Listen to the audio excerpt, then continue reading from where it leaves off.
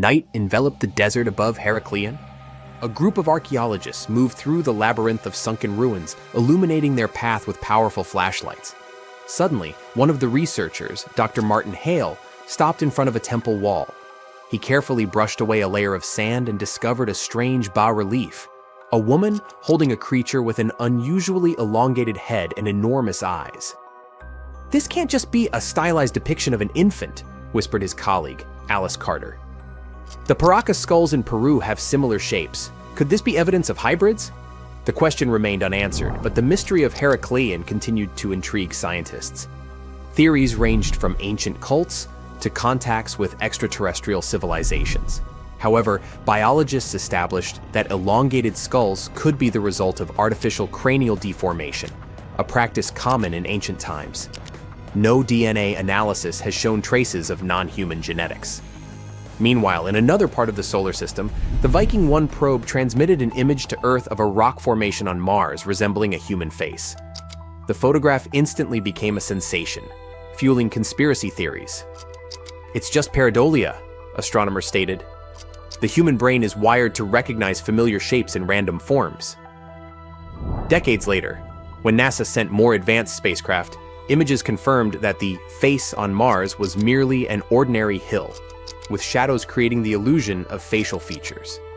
However, proponents of the ancient Martian civilization theory insist that the truth is being concealed. No less mysterious are the artifacts of the Maya civilization. Their bas-reliefs depicting beings resembling astronauts, their complex astronomical calculations, and myths of gods descending from the heavens suggest possible contact with extraterrestrials. Some researchers associate Kukulkan, the feathered serpent god, with alien beings. However, historians remind us that such imagery appears in many cultures and may carry purely symbolic meaning. In Scotland, on Arthur's Seat Hill, children stumbled upon 17 miniature wooden coffins with tiny figurines inside. The origin of these remains unresolved. Were they ritual offerings, connected to the murderers Burke and Hare, who sold their victims' bodies for medical research, or simply children's toys mistakenly perceived as something mystical? Some theories suggest they could have been a form of symbolic burial for souls who never received a proper grave. Others believe they were connected to an ancient superstition meant to ward off evil spirits. Another hypothesis suggests they were linked to an old Scottish practice of making talismans for protection against supernatural forces. The Antikythera mechanism found off the coast of Greece is another ancient enigma. This intricate device, over 2,000 years old, turned out to be an astronomical calculator ahead of its time. Studies revealed that the mechanism was used to calculate planetary movements and eclipses, proving the advanced knowledge of ancient Greek science. Many researchers now believe that similar devices might have existed, but no other examples have been discovered. Recent images from the Perseverance rover uncovered mysterious square structures on Mars. Geologists attribute them to natural crystallization and erosion processes, but UFO enthusiasts are convinced they are ruins of ancient constructions. The formations bear a striking resemblance to rectangular patterns seen in some ancient Earth structures, further fueling debates about potential past life on the Red Planet. In Germany, during excavations near Marburg Castle, students discovered a pocket sundial. The miniature device, several centuries old, amazed researchers with its precision and craftsmanship. Who owned it? Was it part of monastic heritage, used for prayers on a strict schedule?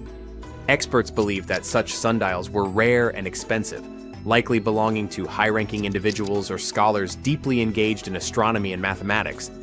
Yet one of the most intriguing discoveries remains the Sabu disk, a 5,000-year-old artifact from Egypt. Its purpose remains debated. Some believe it was a ritual object, while others think it had a technical function, possibly part of an ancient machine. Some engineers speculate that its shape suggests it could have been part of a primitive flywheel or a component of an unknown mechanism. Certain studies suggest it could have been related to liquid movement or even served as a part of a lost mechanical system. Despite extensive research, its true function remains an enigma, adding to the ongoing fascination with the technological capabilities of early civilizations. The world is full of mysteries. Every solved enigma raises new questions. Were these artifacts merely the result of human ingenuity, or evidence of contact with forces we have yet to understand. As new discoveries emerge, the past continues to challenge our understanding, reminding us that history holds secrets waiting to be uncovered. Rekhat structure is a giant formation in the Sahara that looks exactly like a giant bullseye. It's so wide that you can see it from space. Even the CIA got interested in it. In 1965, they planned a flyover looking for geomagnetic anomalies. The findings are still classified. Perhaps the theories are true, and this place is truly the lost city of Atlantis. Now, Atlantis supposedly sank beneath the waves, but recent discoveries are pointing us in a different direction. This is an ancient story that goes far back in time, and Plato was the first to mention it.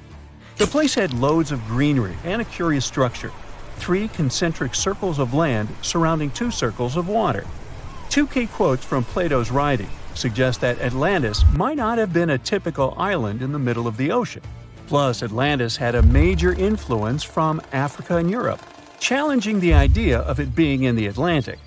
It turns out that the Eye of the Sahara and Atlantis look alike. When astronauts saw the Eye of Sahara from above, they initially suspected a meteorite impact crater, but the rings of the structure matched the layout described of Atlantis. More importantly, the Sahara wasn't always a desert. It turned from a tropical region into a desert around 11,000 years ago. Researchers found evidence of a massive river called the Tamaracet that could have sustained a community. This river flowed toward the Rekhat structure, aligning with Plato's description. The Trans-Saharan Seaway ran through the Sahara 50 to 100 million years ago. The sea allegedly destroyed Atlantis around 11,500 years ago, likely due to a rapid rise in sea level caused by the end of the Ice Age. NASA's worldview imagery shows patterns consistent with this theory. Those concentric rings might be a key to unlocking the secrets of our planet's evolution over millions of years. They're shaped by erosion on resilient rock layers, creating a spooky pattern of ridges and troughs. The central peak stands proud at 1,300 feet. The central part has undergone a significant erosion makeover, revealing a circular structure with a raised peak. Unlike impact craters, the Eye of the Sahara flaunts a striking balance and symmetry. Some say it results from rock uplift, sculpted by wind and water. Others think it's an ancient anticline, eroded to reveal its concentric glory. Then there's a salt diapir theory, suggesting that salt's buoyancy sculpted this beauty. Dating techniques have proved that it formed 541 to 252 million years ago, give or take a million or two. Ancient tools are scattered around the outer rings of the structure near riverbeds. Some older stone tools have also been spotted in the same areas. And still, even though some spear points from the Neolithic period have been found, there aren't many signs that people were living there back then. The area seems to have been used for short-term activities like hunting and making tools. There are other unearthly mysteries that haunt our world. One such enigma is in Norway. The ominous Hessdalen light phenomenon, also known as the Valley of Lights, leaves scientists confused. This valley is 10 miles wide. It's quite isolated, but a peculiar blue box sits high on the hillside, equipped with cameras scanning the valley. The unsettling saga began in the 1980s, when the night sky over Hessdalen erupted with burning fireballs, a recurring spectacle that sent shivers down the spines of those who witnessed it. This wasn't a fleeting occurrence, rather it became a regular thing. Terrified locals reported encounters with these unexplained luminous phenomena, some of which happened near their homes. Unease spread like wildfire. At its peak, there were about 20 sightings every week. The phenomenon made its way into newspapers, magazines, and media worldwide. Soon, people flocked to the valley, hoping to see the lights themselves. In 1984, experts joined the fray, armed with sophisticated instruments like magnetometers, radiometers, and other ometers. What they encountered was mind-bending, lights that defied explanation. Some moved at a leisurely pace, while others raced through the sky at an astonishing 19,000 miles per hour. People tried to explain these lights: airplanes, distant reflections, ball lightning, satellites, planets, meteors. But the speed and how these lights danced ruled out all those theories. We're slowly approaching another mysterious place. This is the greatest subglacial lake among Antarctica's 675 known lakes. It can easily hide unknown life forms. This lake is beneath the East Antarctic ice sheet. Dive about 2.5 miles under the ice, and there you'll see Lake Vostok, located at 1,600 feet below sea level. This lake is 155 miles long and 31 miles wide at its broadest point. With an average depth of 1,400 feet, it's also the world's sixth largest by volume. It's like an underwater city with lofty pillars and deep basins. The secret lake was discovered in 1993, yet it had been waiting to be found down there for over 2,000 years, collecting ancient secrets. In 2012, scientists drilled through the ice, creating the longest ice core ever. They pierced the ice all the way to the lake's surface. The year 2013 brought an unexpected twist when the tranquil waters erupted during the extraction of an ice core, mixing with drilling fluids. Then they got a pristine water sample in 2015. Some believe there might be previously unknown life forms down there, since it's a fossil water reserve that's been untouched for millions of years. That could be a lot like those speculated ice-covered oceans on moons like Europa and Enceladus. It all started with a theory in the 19th century, suggesting fresh water lurking under Antarctic ice sheets. Then, in 1955, seismic soundings hinted at a subglacial lake, and by the 90s, satellite data confirmed Lake Vostok's existence. Now, Lake Vostok isn't alone.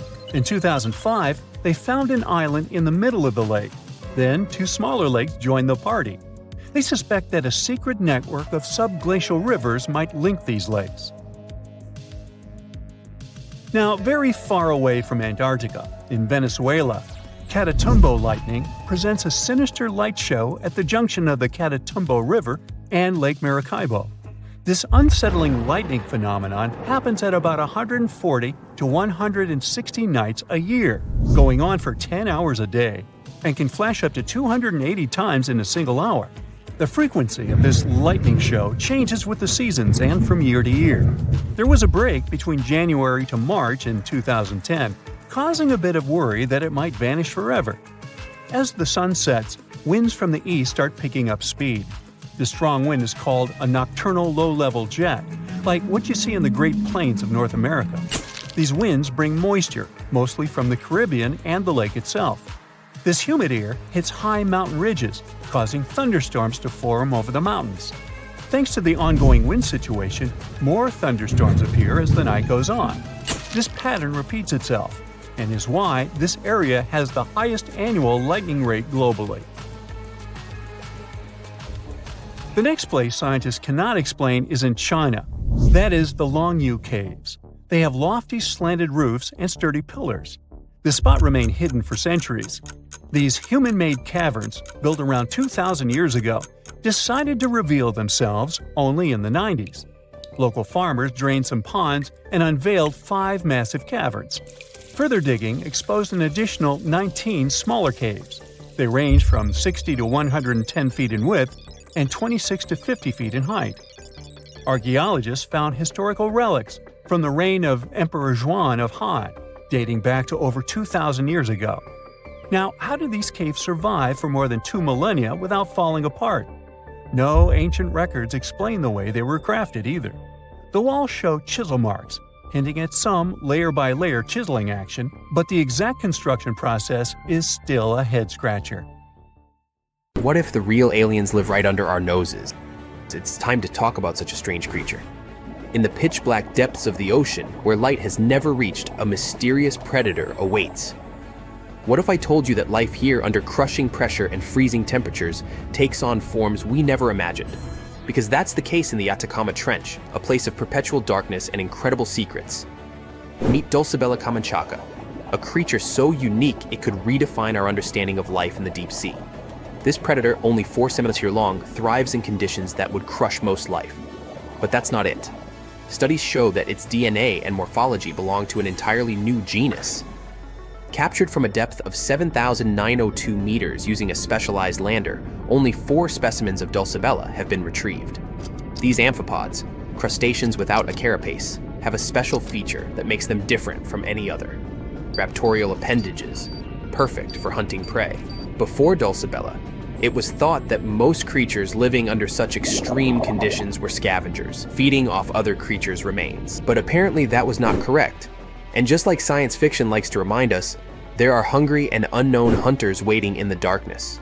Collaborative studies between Chile and the United States have confirmed Dulcibella as a new species, adding a lot of valuable insights to our understanding, or lack of it, of deep ocean ecosystems. Oceanic trenches like the one of Atacama where Dulcibella lives are some of the most extreme environments on Earth. They are long, narrow depressions formed at tectonic plate boundaries where subduction zones pull one plate beneath another. Most are located in the Pacific Ocean, and the Mariana Trench holds the record as the deepest, plunging 10,900 meters below sea level. That's deeper than the height of Mount Everest. Have you ever heard the term the Challenger Deep? Well, that's the Mariana's deepest point, consisting of 3 basins. In the history of mankind, very few people dared to descend there. The first descent happened in 1960, when the bathyscaphe Trieste reached the bottom, with Don Walsh and Jacques Piccard on board. Later, in 2012, James Cameron became one of the few. Certainly, this filmmaker's passion doesn't end on the screen.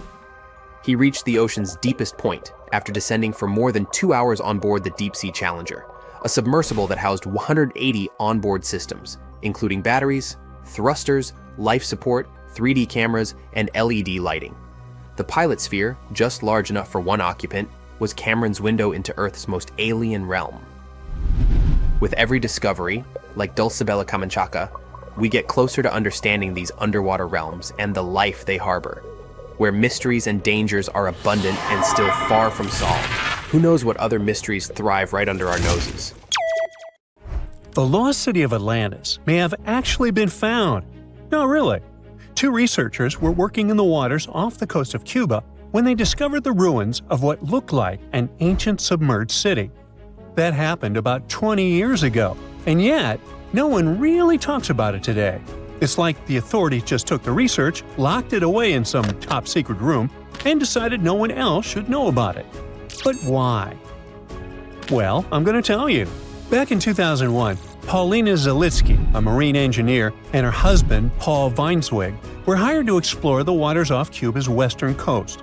They had 2 main objectives: to search for old shipwrecks, possibly hiding treasures like gold and jewels, and to locate valuable oil and natural gas deposits deep underwater.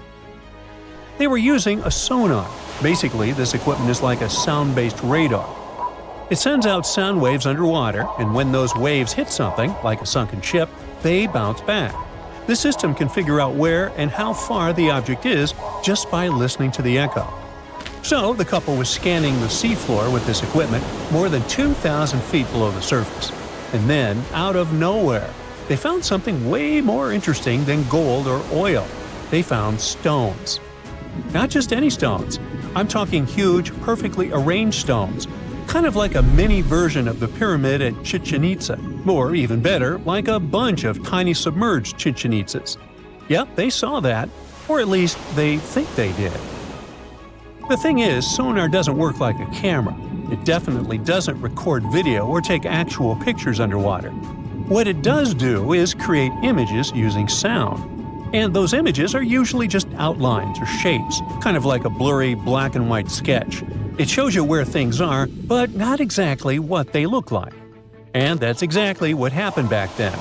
The equipment started producing images of these perfectly organized stone structures, and it really looked like some kind of urban development. I mean, the site was just too organized, too symmetrical to be just random rocks. But it sounded too good to be true. I mean, this discovery could totally change everything we know about ancient civilizations on the American continent. So the scientists decided it would be too irresponsible to announce anything without finding more evidence first.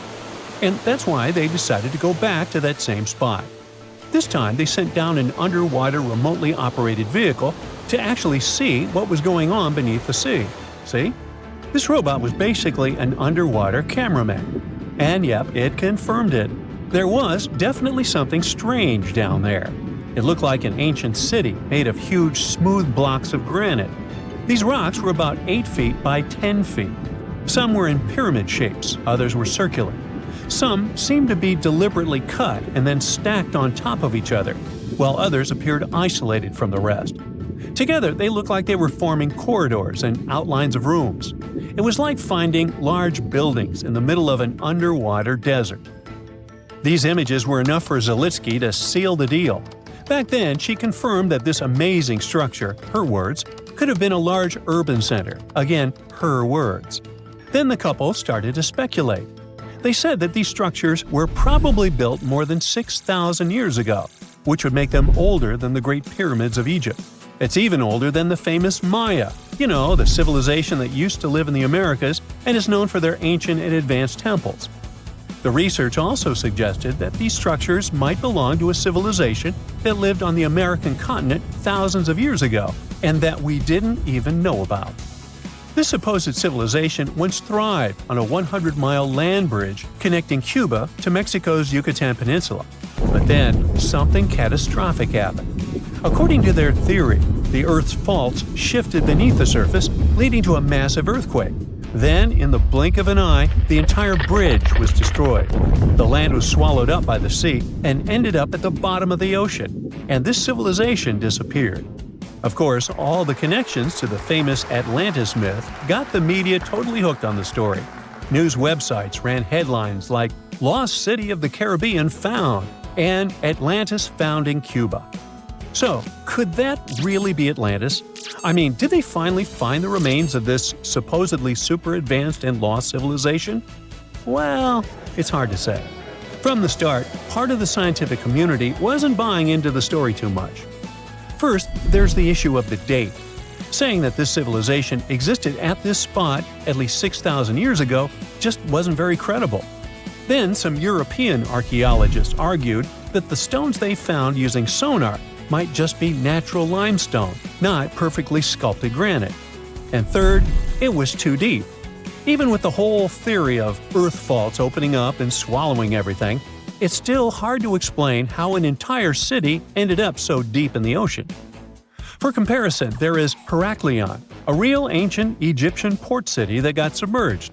Today, it is only about 19 feet underwater. But this so-called Atlantis city is at depths between 2,000 and 2,460 feet. See how that's totally different, right?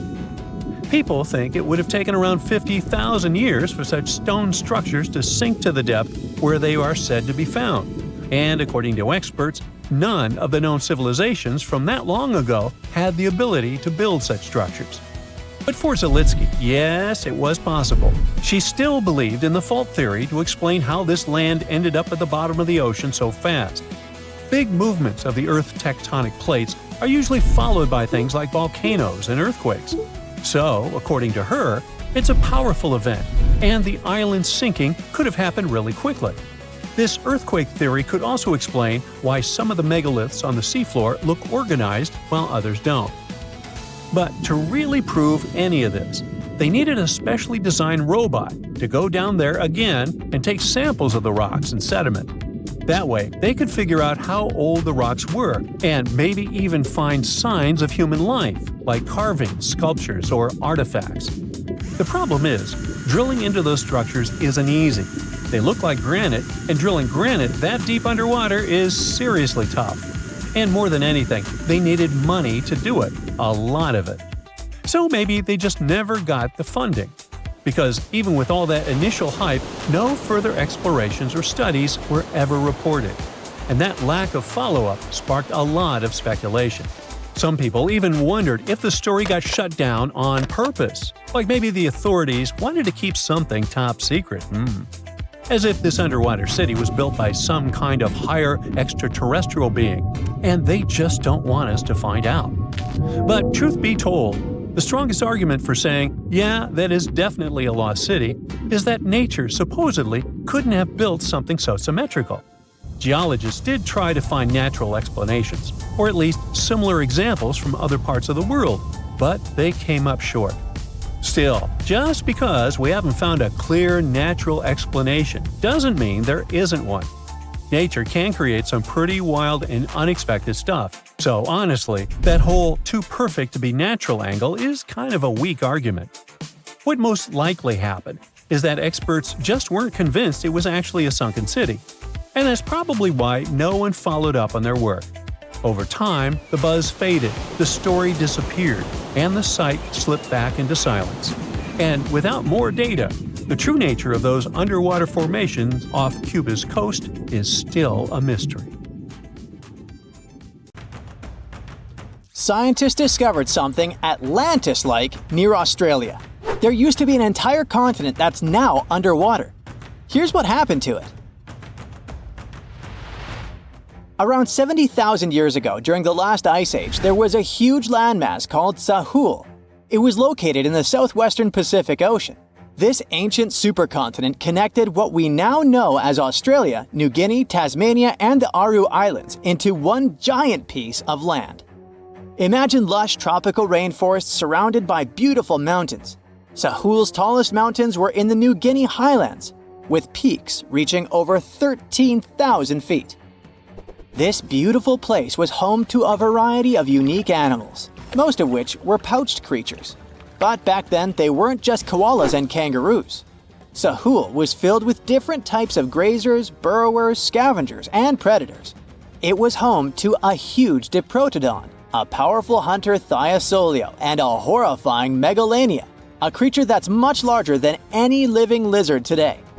It was a unique place because the rest of the world was filled with placental animals at the time, like wolves, elephants, and humans.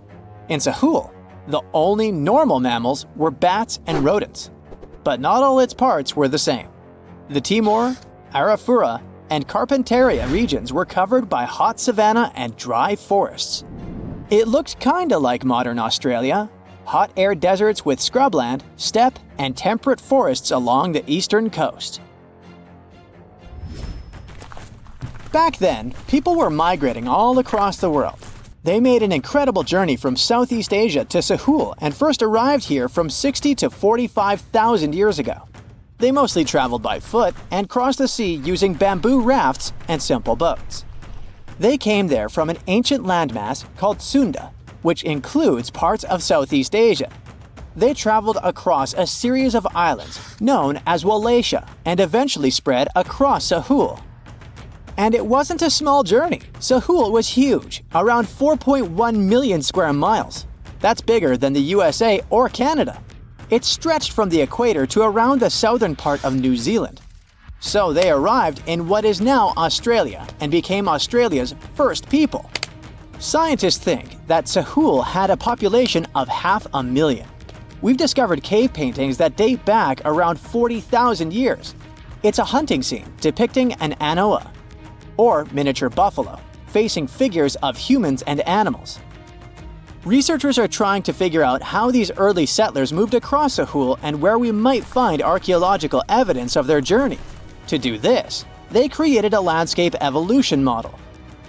The simulation showed how Sahul changed between 75,000 and 35,000 years ago.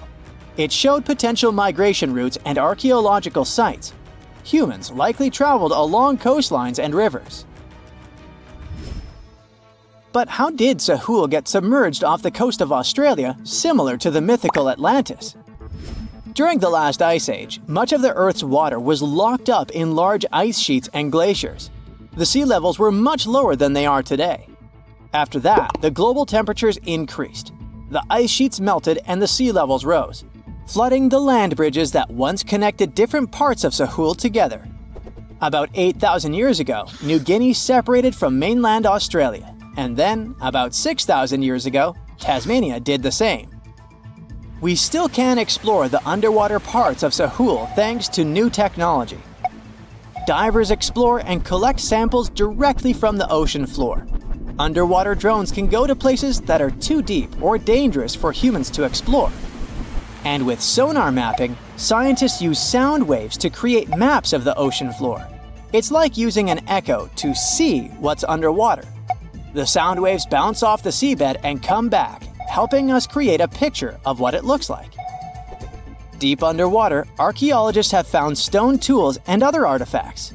They also discovered fossils of animals like Diprotodon and Thylasolio. By studying the underwater terrain of Sahul, they learned about the ancient rivers, lakes, and coastlines that existed during the Ice Age. But Sahul isn't the only underwater continent.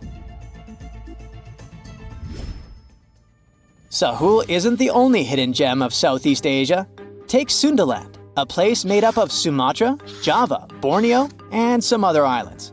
This place was crazy huge during the Ice Age, but now almost fully underwater. Almost, but not entirely. The parts above the ocean are teeming with life. If you like birds, check this place out. It has almost a fifth of the world's bird species. You can spot colorful birds like the Java hawk eagle and the Bali starling among the lush forests. It's also a home to a fourth of Earth's fish species. Sundaland's waters are a haven for marine life, even the most exotic animals like the Asian arowanas. It's also a treasure trove of flowers. That's where you can find Rafflesia and Titan arum, the world's largest flowers. This makes it very similar to Zealandia. Zealandia is a long, narrow piece of land about half the size of Australia. It broke from Antarctica about 100 million years ago. Just like Sundaland, it isn't fully underwater. 7% of it stayed above sea level.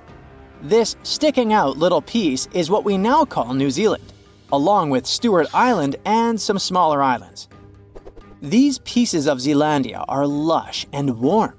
They're packed with volcanoes, mountain ranges, beautiful natural geysers, and hot springs. Local people, Maori, use these hot springs for cooking. People place corn, eggs, and vegetables in baskets and lower them directly in the hot springs. Sometimes they cook food in a pit oven using heated rocks.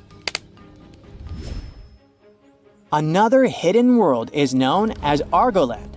This mysterious landmass was once part of Australia, back when dinosaurs chilled around. It drove scientists crazy for decades. They knew it existed because it left a huge stretch on the ancient seafloor, the Argo Abyssal Plain. About 155 million years ago, it broke off from Australia, saying bye-bye. The continent drifted somewhere north, and when it reached Southeast Asia, it just vanished. Scientists had no idea where it went, but recently they finally found its remains. Turns out, poor Argoland's lower parts started drowning into the Sunda Trench, a horrifyingly deep oceanic pit. The Earth's crust sunk into the mantle. Meanwhile, the upper parts of Argoland were pushed upward, grabbing the younger rocks on land. Because of this, Argoland broke apart into a bunch of smaller pieces. These pieces formed parts of Borneo, Java, Sulawesi, and other regions. The remains are buried under Indonesia and Myanmar. Imagine a colossal landmass the size of Greenland, Greater Adria. Its journey began about 240 million years ago when it broke away from the supercontinent Gondwana. It started moving north, and after 100 million years of enjoying the warm seas, it suddenly crashed into Europe and shattered into pieces. Most of these pieces went deep into the Earth's mantle, but some were scraped off and became part of mountain ranges like the Alps. Today, the remnants of Greater Adria are scattered across more than 30 countries, from Spain to Iran. That's why they're hard to look for. Seychelles was also once part of Gondwana. Yep, these idyllic islands are sitting atop of the ancient continent. We know a lot about it because of its fascinating granite outcrops. 100 years ago, Alfred Wegener discovered continental drift, but no one believed him. These granite outcrops helped him prove that he's not crazy and that tectonic plates really are moving. The Seychelles broke off from India and Madagascar and eventually became a sad loner in the Indian Ocean. This probably happened because of some insanely active volcanoes in the Deccan Traps. But now, the islands are home to unique species both on land and in the coral reefs nearby. Mauritius broke off from India after the dinosaur wiping. Along its journey, it stretched into a long ribbon-like shape and also broke into pieces. Now it's all scattered beneath the Indian Ocean. Scientists stumbled upon this lost land by studying tiny ancient crystals called zircons. These zircons are like time capsules. They date back an astonishing 660 million to 2 billion years. That's even older than Mauritius itself. These ancient crystals hinted that there's another Atlantis somewhere nearby. Turns out there are hidden continents all around the world, and maybe we'll discover more of them in the future. Well, this eerie Lake Huron discovery may be that it possibly contains the remnants of an entire civilization. Whoa, wait, sounds like Atlantis, right? Well, not exactly. But if there really had been an ancient underwater civilization here, it must have been a pretty advanced one. Around 10,000 years ago, two sharp glassy flakes broke off a stone tool and landed on the ground unnoticed. They stayed buried there for thousands of years, until 2013. Then scientists pulled up a small chunk of mud, about the size of a milk carton, from the bottom of Lake Huron, 100 feet underwater. Inside the mud, they found those same two flakes made of obsidian, a shiny black volcanic glass that forms when lava cools quickly. After careful testing, they realized these flakes came from Central Oregon, which is quite a distance, about 2,500 miles away. They found this prehistoric Great Lakes site on the Alpena Amberley Ridge, an underwater landform that once connected what's now Michigan and Ontario. Back then, it was dry land. Early humans used it to build traps for animals like caribou as the Ice Age faded and the Great Lakes began to form. Now, obsidian was the high-tech material of ancient times. It's super sharp and perfect for making tools.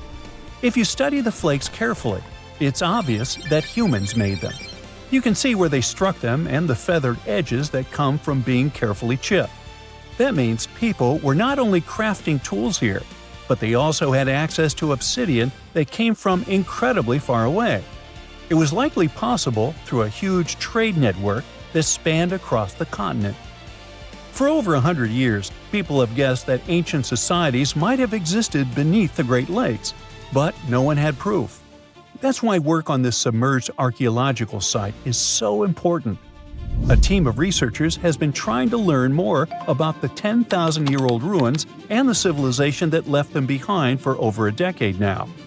Lake Huron's icy water acted like a time capsule that helped preserve things for thousands of years. So far, researchers have found not only unique stone tools, but also ancient trees with roots still intact and underwater peat bogs that preserved seeds and leaves. It was like an Ice Age version of Pompeii, a scene frozen in time.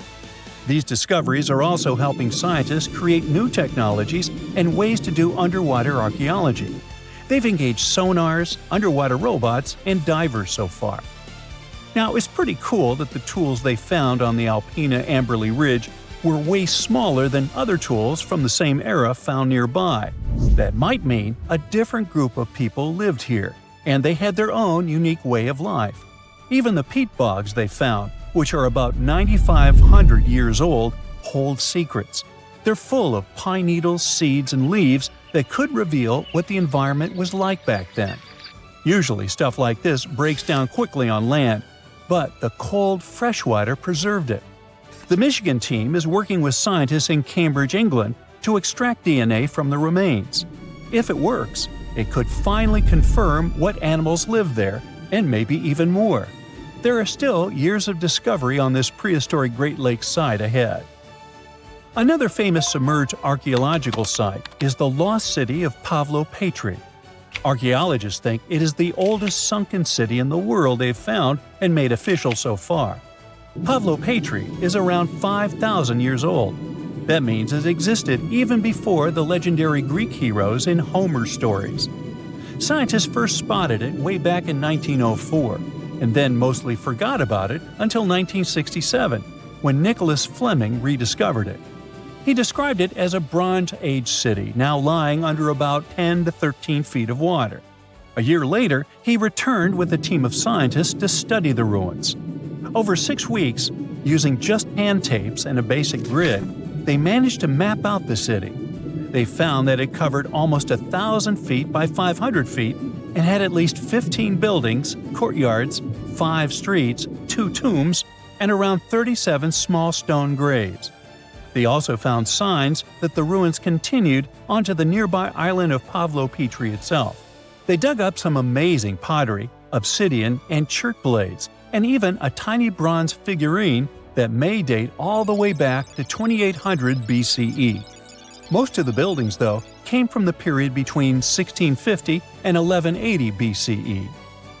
Then scientists left the site alone again until 2009, when a super team of researchers launched a new 5-year project to really dive deep into the history of Pavlo-Petri.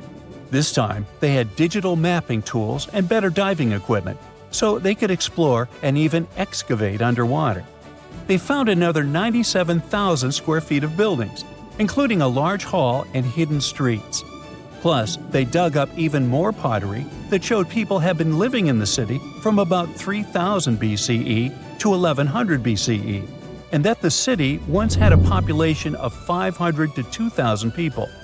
No one knows for sure how the city ended up underwater, but many scientists think it was because of an earthquake, maybe around 1000 BCE, or even as late as 375 CE. Because it's the oldest underwater city ever found, some people even believe Pavlo-Petri might have inspired the legend of Atlantis. Another contestant for the Atlantis title lies near Japan. Back in 1986, a local diver was exploring the waters near the Ryukyu Islands when he found a giant structure made of perfectly shaped steps and sharp edges. It was 82 feet underwater. Today, the Yonaguni Monument is one of the most mysterious underwater sites on the planet.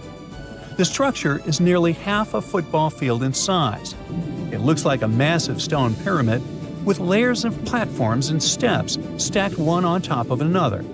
No one really knows where it came from or who built it. Some experts think the monument might be more than 10,000 years old, which would make it older than the Egyptian pyramids. One theory is that it could be the last remains of a lost civilization called Mu, a mythical Pacific society kind of like Atlantis. Others believe an ancient culture that lived in Japan as early as 12,000 BCE might have built it.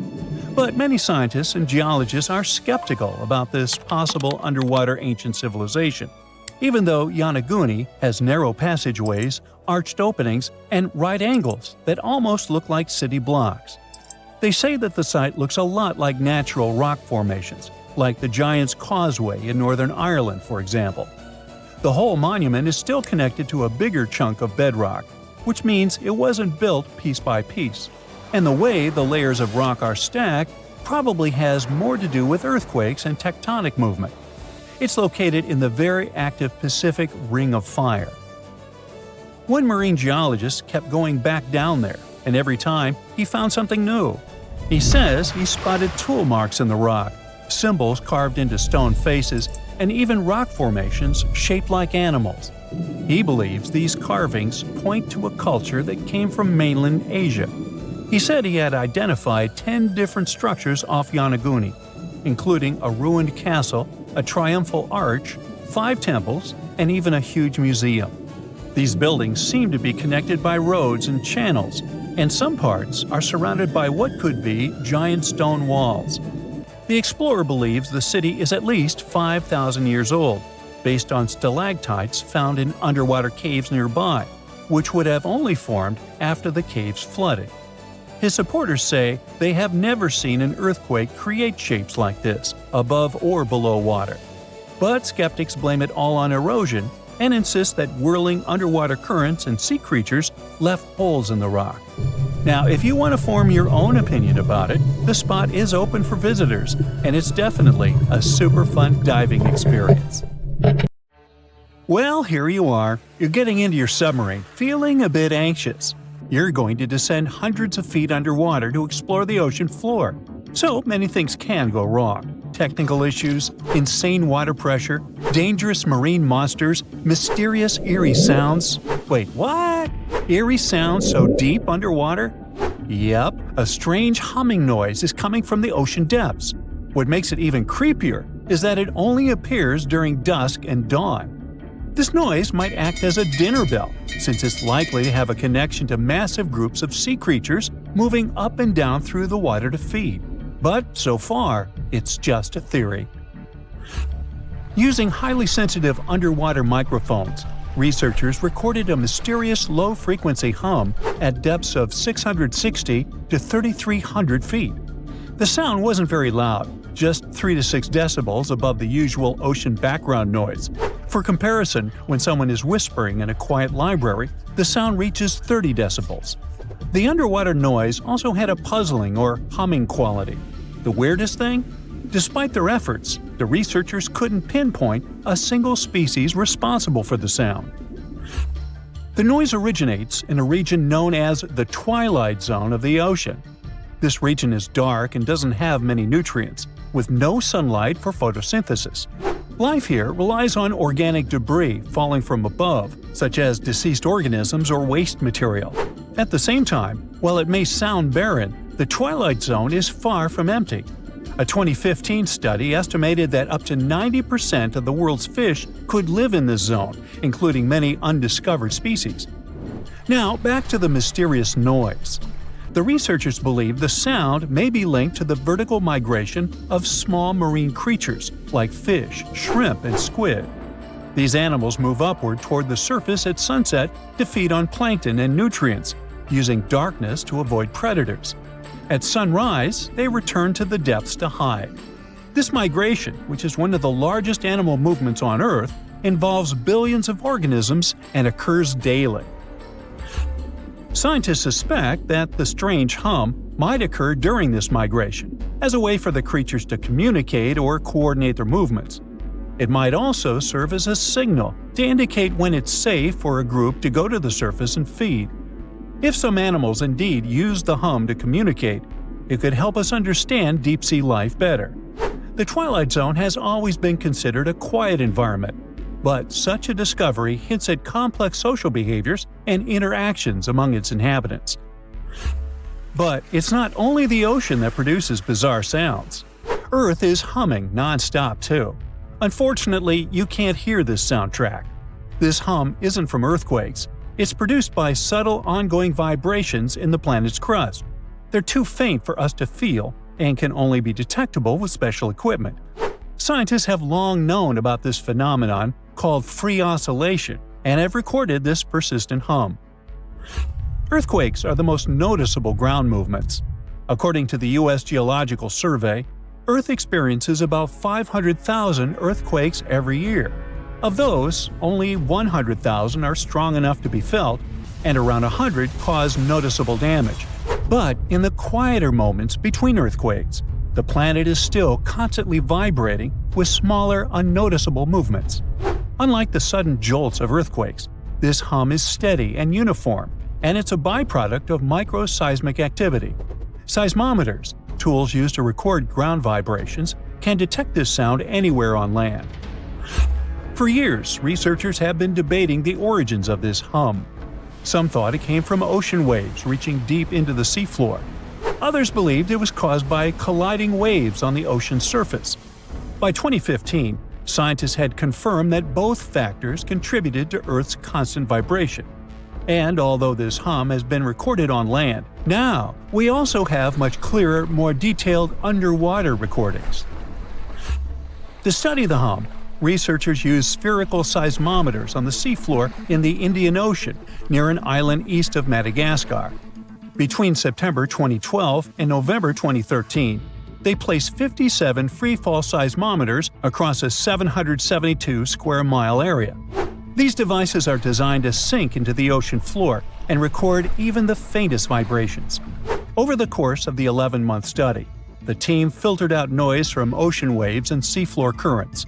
They got clear, consistent signals of Earth's hum, with peaks at frequencies between 2.9 and 4.5 MHz, far below the range of human hearing, which starts at 20 Hz.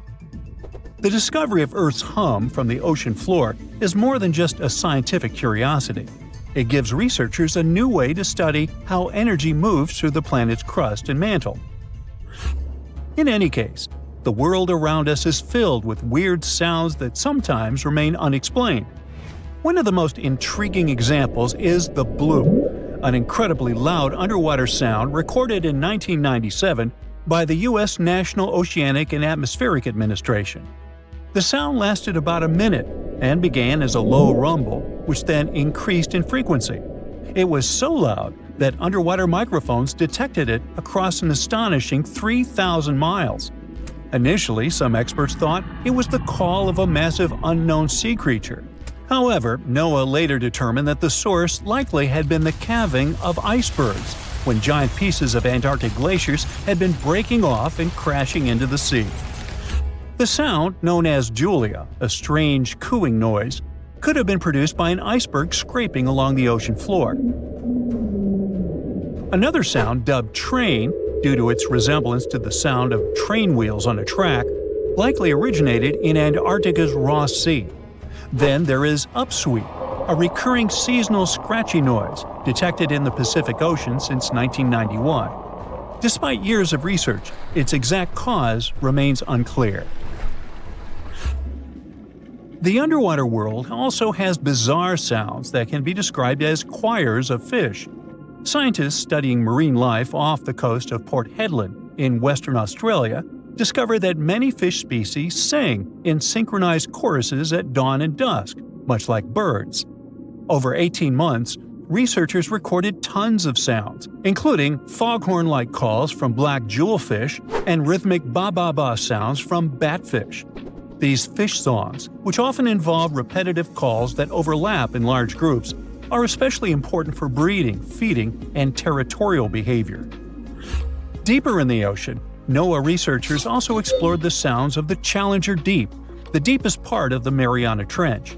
They used a titanium-encased microphone that managed to survive the crushing pressure, over 1,000 times the atmospheric pressure at sea level. Over 23 days, the recorder captured loads of noises, from the haunting songs of whales to the rumble of distant earthquakes. Now, we've already figured out that the ocean is filled with strange sounds, but you can also hear weird noises above ground. One of the most puzzling is the hum, a low-pitched noise reported by people in specific areas, such as Taos, New Mexico, or Bristol, England. The sound is often described as a faint engine-like drone, and its source remains a mystery. Some researchers think it might be a psychological phenomenon, where people focus on subtle background sounds they might otherwise ignore. In any case, no definitive answer has been found yet. Geological formations can sing too. Utah's Rainbow Bridge, a massive 300-foot-high sandstone arch, vibrates like a guitar string when exposed to sounds, distant earthquakes, or waves near Lake Powell. Scientists have studied its frequencies to understand how such vibrations could affect the bridge's stability over time. Interestingly, visitors to the Rainbow Bridge have reported hearing faint humming sounds too. The skies also have their own eerie noises. For centuries, people in polar regions have described faint sizzling, popping, and cracking sounds, accompanying auroras. A Finnish researcher made the first known recordings of these sounds and traced their origin to electrical discharges in the lower atmosphere, about 230 feet above the ground. These charges, caused by magnetic storms fueling auroras, produce faint sounds during calm and clear nights. Other natural phenomena, such as icebergs grinding against the seafloor or volcanic activity on the ocean floor, produce groans, rumbles, and crackling sounds that scientists study to learn about glacial movements and underwater geological activity. I myself produce many unusual sounds and rumbles, but, that's a subject for another video, or my next annual review. Now, the Mariana Trench is the deepest and probably the most enigmatic place on Earth, whatever that means. Bizarre creatures, such as deep-sea anglerfish, frilled and goblin sharks, barrel-eyed fish, hatchetfish, live in a crescent-shaped trench in the western Pacific. Just 3 people have ever descended down the Challenger Deep in the southern end of the Mariana Trench.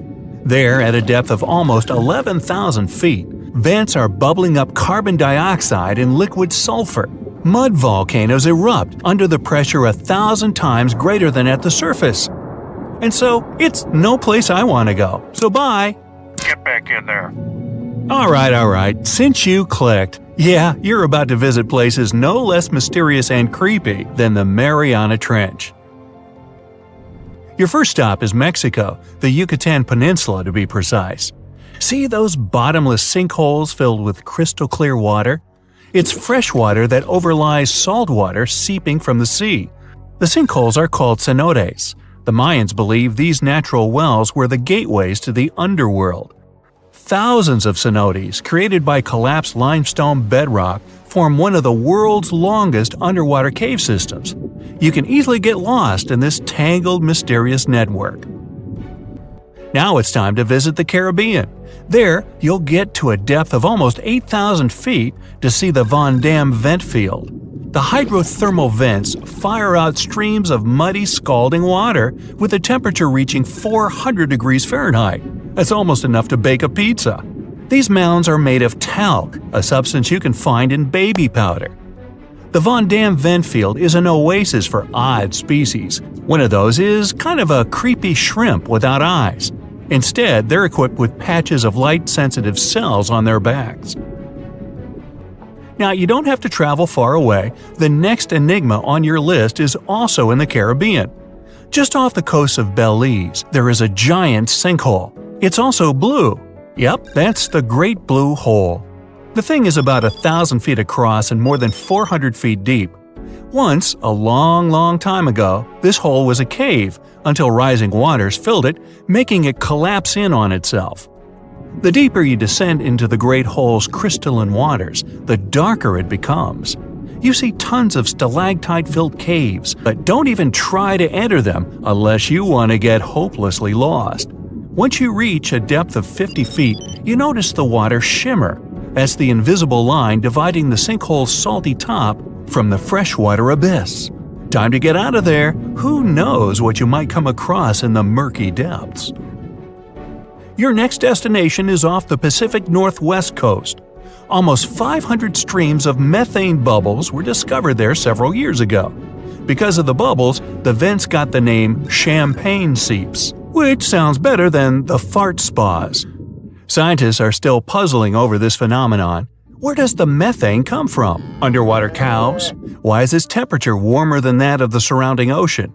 And most importantly, what would happen if you managed to light a match somewhere near a large bubble? Methane needs a highly flammable gas, and setting a methane bubble on fire, well, you get the picture. And now you're off to Iceland. The plan is to dive into Silfra, a fissure filled with pure glacier water. This 206-foot deep crack is the only underwater place on the planet where you can touch 2 continents at once. The deeper you go, the darker it becomes. The rocky landscape looks otherworldly. Divers who dare to visit this incredible place risk having their gear frozen, getting hypothermia, or not surviving whatsoever. After all, the water temperature in Silfra Fissure is about 35 degrees Fahrenheit year-round. Your next destination is Scotland. Okay, cue the bagpipes. If you dive in the Gulf of Corryvreckan, a narrow strait between 2 islands, you'll see massive underwater rocks and deep holes. They create the 3rd largest permanent whirlpool on the planet, the Corryvreckan Maelstrom. The water moves through the strait at breakneck speed. It hits the underwater rocks, and the place looks like a pot with boiling water. The waves created in the process sometimes reach a height of 15 feet, and you can still hear the roaring whirlpool from 10 miles away. It's believed the Corryvreckan Maelstrom has swallowed dozens of sailors over the centuries. They were caught unaware by the ferocity of this natural phenomenon and pulled underwater in the blink of an eye. Okay, enough bagpipes.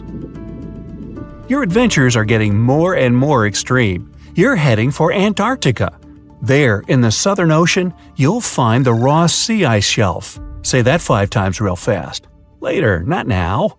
It's roughly the size of Spain, with the ocean underneath containing as much water as the North Sea. Once, scientists drilled all the way down through this enormous chunk of ice. Imagine their astonishment when they found life in those extreme conditions. The researchers came across dozens of mysterious species not known before. The most unnerving were upside-down swimming fish and overturned sea anemones hanging in the frigid waters. Hopefully, bizarre places with a notorious reputation don't frighten you. Well, too bad, because you're about to visit the Bermuda Triangle. It's an area between Bermuda, Florida, and Puerto Rico where planes and ships seem to vanish in thin air. For the first time, this place attracted a lot of attention in 1945. That's when 5 U.S. Navy planes disappeared during training. Before radio contact was lost, the flight leader said, "We're entering white water. Nothing seems right." After that, the planes with 14 men flying them disappeared. Even scarier, a rescue plane with 13 people on board never came back as well. Some people believe the mythical city of Atlantis lies at the bottom of the triangle.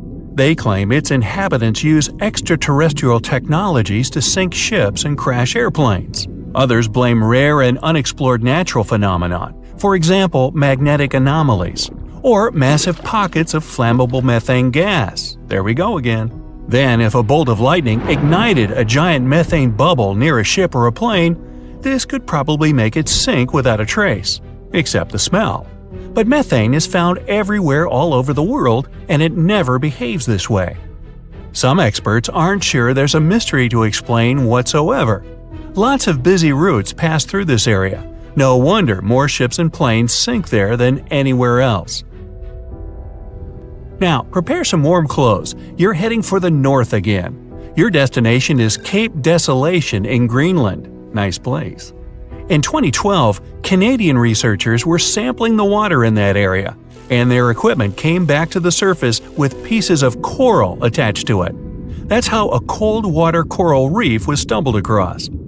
These unique pinkish corals can easily go without sunlight and live in strong currents 3,000 feet below the surface. Another unique spot you can't miss lies between Greenland and Siberia. The Gakkel Ridge is the deepest and most remote portion of the global mid-ocean ridge system.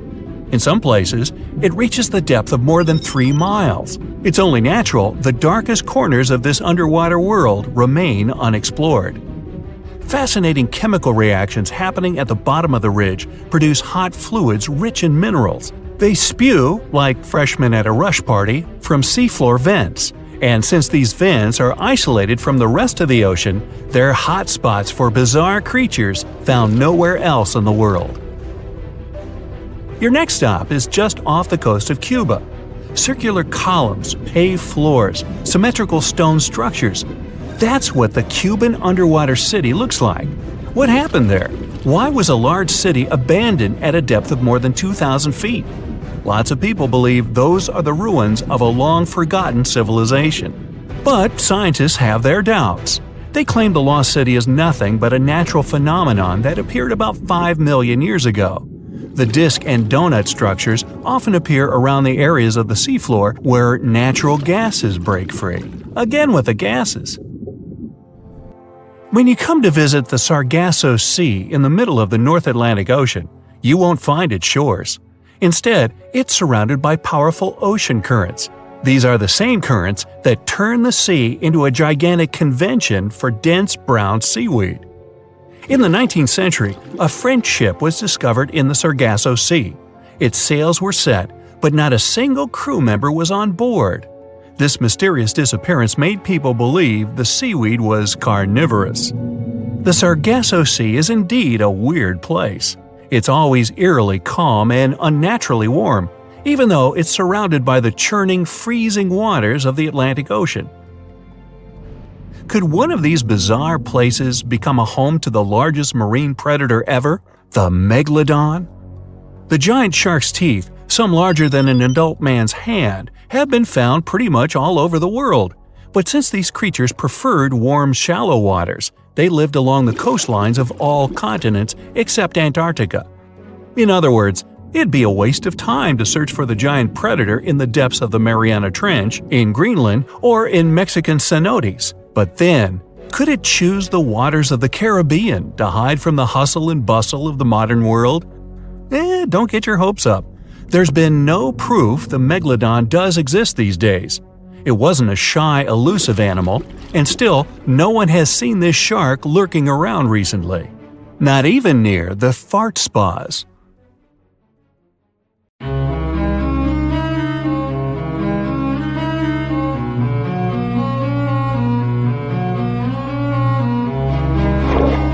Question for you. Do you think Atlantis could be real? It remains as one of history's greatest mysteries. The legend began with Plato, all the way back in ancient Greece. the tale of a civilization that formed and prospered before our own. Atlantis was supposedly a highly technological society, much like the Mayans. But, as the legend says, due to the people's greed, they were punished by a flood that destroyed and submerged their cities. Different theories try to guess Atlantis' location. Some say it was in the Mediterranean Sea. Some say it's beneath the Bermuda Triangle. But, as science has shown us, Atlantis may be only an allegory for humankind. Today, you'll discover several amazing underwater cities that you have never heard of. They existed indeed and are not just a myth. We're taking you on an excursion to the underwater city of Baia, which is on the coast of Italy. Known as the Las Vegas of the Roman Empire, Baia was a resort city. The Roman elite traveled there for recreation. Imagine an open-air spa. That was Baia. You can visit the submerged town by scuba diving and get close to that perfectly preserved, magnificent Roman sculpture, a true underwater wonder. You can spot the crumbled temples and buildings through glass-bottom boats. This is a moss-covered museum in Claudio's Nymphaeum. To your left, you can see a collection of classical Greek statues. Swimming down the Via Herculeana, you'll arrive at Villa Aprotio. Villas are Italian-style houses, and here you can admire their original marble floors. Notice the black and white patterns and the astounding shapes they make. Next, you'll arrive at Portus Julius. Can you see the collapsing wall structures at the bottom of the seafloor? You'll see well-preserved columns and limestone floors. Behold the ruins of the thermal baths of Lacus. The remaining multicolored mosaics are something great to see. You'll see their orange, blue, and green tiles if you get close enough. At Pisoni's Villa Pila, you'll see 25 preserved Roman pillars. Notice the arches, the frescoes nearby, and the magnitude of this well-kept treasure. The city was located over natural volcanic vents, so there were hot springs to be used at will. People went there looking to have an excellent time. And when I say people, I mean some of the great Roman emperors we learn about in school: Nero, Cicero, Caesar. But around the 8th century, the city was sacked and the luxurious town was abandoned. Slowly, the water level rose and the city started to drown. You are on a summer vacation off the coast of Greece, 4 hours outside of Athens, in the Peloponnese Peninsula on Pavlo Petri. You dust off your snorkel and head for a free dive on a bright sunny day. Sometime into the dive, you start noticing patterns on the seabed. 13 feet below the surface, the outline of familiar objects starts to appear, one by one. As you continue swimming, what looks like the outline of an entire city emerges before your eyes. You wonder, how could water have taken the whole city? Rocks are perfectly aligned into what appears to be the foundation of a building. Nicholas Fleming, a British oceanographer on vacation in Greece, was the person that discovered Pavlo Petri. He was documenting the seafloor artifacts. The team found the site filled with pots, storage vessels, and tools. A quern stone, for instance, is a tool used for grinding grains and turning them into flour. Multiple amphoras, which were found then, indicate that this settlement dated back to the Bronze Age, 5,500 years ago, when people started living in towns. The settlement is believed to have lasted for over 2,400 years. Pavlo Petri is considered today the oldest submerged town yet found, and it's impressive that it wasn't a simple village. It was a vibrant port city with stone-built buildings, a marketplace, streets, and even squares. Let's continue our exploration and find secrets in other underwater cities. You are diving off the coast of the Ryukyu Islands. Pacific waters are far from smooth. There's a strong current pulling you into the deep sea. Suddenly, you see a huge structure thanks to the sunlight shining down on the seabed. At first, it looks like Machu Picchu's ruins across the globe in Peru. As you approach it, you slowly figure out its form. A pyramid-shaped structure, arches, staircases. It's something that could have easily been a palace or castle. Could this also be a sign of human activity? What you just saw is known today as the Yonaguni Monument. It also goes by the name of Japan's Atlantis. The entire monument is about the size of 5 football fields and the height of a 5-story building. Its most surprising feature is its expansive terraces that host large crowd gatherings. Explorers and scientists believe that Yonaguni, dates back to 10,000 years ago. But whether it is a man-made structure or a natural formation is still under debate. For Japan's top marine geologist, Professor Masaki Kimura, Yonaguni is the heritage of a lost civilization. Kimura has dived into exploring the ruins over 100 times over the past 10 years. According to him, there are clear signs of human activity down there. The Triangle Pool, located on the monument's surface, is a triangle-shaped concave that is a historical symbol of water fountains in the region. There is also a giant turtle carved on the eastern side of the structure. And according to Kimura, turtles have an important cultural meaning. Several pieces of stone tools have been recovered from the site. Their estimated age dates back to 10,000 years ago. However, not all scientists are convinced of the same. For many, Yonaguni is the result of thousands of years of erosion. The fact that the monument is composed of one massive rock leads them to believe that it is not human-made. The defined edges and flat surfaces resemble a natural formation occurrence in Northern Ireland, known as Giant's Causeway. A series of interlocking basalt columns look like the ruins of a palace, but they were the result of volcanic activity in the region. Well, stay tuned for more underwater discoveries. The next stop on our voyage is one of today's most famous underwater cities that has turned into an underwater archaeological park. The city of Port Royal in Jamaica exists today only below the surface. But in 1692, it was one of the wealthiest cities in the Western Hemisphere. Port Royal was the center of the British Empire at the time, and an important trade city that attracted people from all over.